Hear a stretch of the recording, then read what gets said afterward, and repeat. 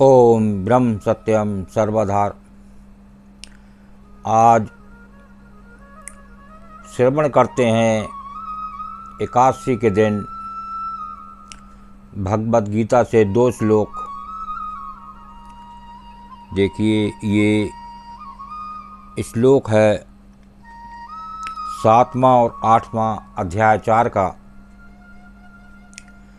ये भगवद गीता से क्या संदेश दे रहा है और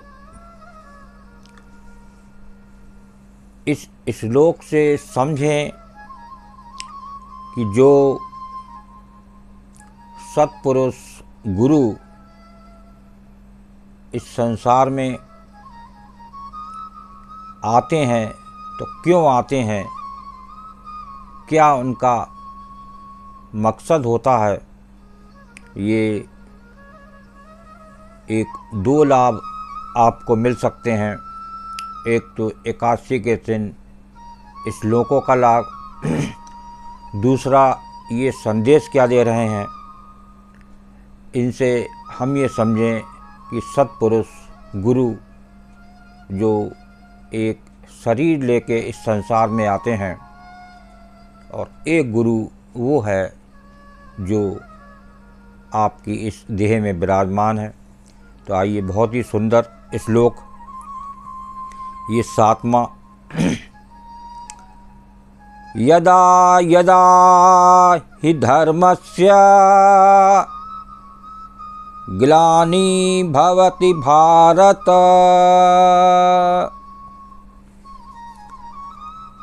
अभ्युत्थानम् अधर्मस्य तदा आत्मानं सृजामि अहम्। देखिए, ये संदेश क्या दे रहा है, कृष्ण जी क्या कहना चाह रहे हैं इस श्लोक में। ये समझने वाली बात है। जितने भी श्लोक इस भगवद गीता में कहे गए कृष्ण जी द्वारा, वो ऐसा नहीं है कि मात्र अर्जुन के लिए ही एक संदेश था। ये पूरे संसार के लिए संदेश है। बहुत ही सुंदर श्लोक है ये। इसको जरूर समय निकाल के श्रवण करें। हे भारत, जब जब धर्म की हानि और अधर्म की वृद्धि होती है तब तभी मैं अपने रूप को रचता हूँ। देखिए, यहाँ पर ये साफ साफ लिख दिया इस श्लोक के भावार्थ में कि जब जब धर्म की हानि होती है और अधर्म की वृद्धि होती है तब ही मैं अपने रूप को रचता हूँ। अर्थात साकार रूप से लोगों के सम्मुख प्रकट होता हूँ। इसका मतलब वो जो शब्द रूप परमेश्वर है, जो हमारे घट घट में व्यापक है, वो अंदर मौन है। तो संसार में मुझे कैसे चलना है वो कौन बताएगा, क्योंकि वो तो बताता नहीं जो अंदर विराजमान है। इसलिए वो अवतार लेकर संसार में प्रकट होता है। उसी को हम गुरु कहते हैं।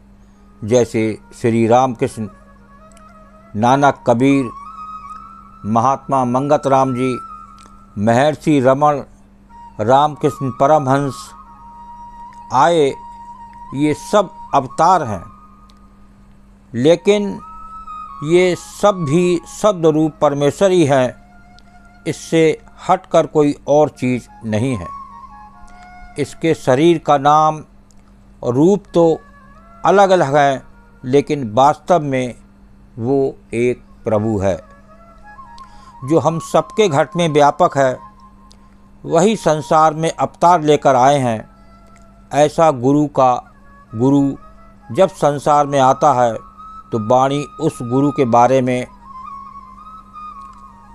क्या कहती है। देखिए, दुखी जीव की सुन पुकार, सतगुरु आए जगत उद्धार। दुखी जीव की सुन पुकार, सतगुरु आए जगत उद्धार। तो देखिए इस प्रकार ये सद्गुरु इस संसार में समय समय पर आते हैं और लोगों का उद्धार करते हैं, लोगों को समझाते हैं। जिस प्रकार से महात्मा मंगत राम जी आए और वो कितने प्रेमियों का उद्धार कर गए, लेकिन बरेली जैसे शहर में आकर दो का कल्याण हुआ, लोगों को पता भी नहीं चला। ये होती है सत्पुरुष की लीला। आइए दूसरे श्लोक को, अध्याय 4 में 7 श्लोक की बात हो रही थी, 8वां श्लोक को श्रवण करें।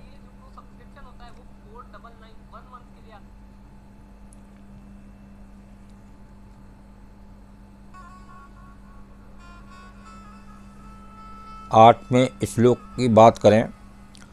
परित्राणाय साधूनां विनाशाय च दुष्कृतां धर्म संस्थापनार्थाय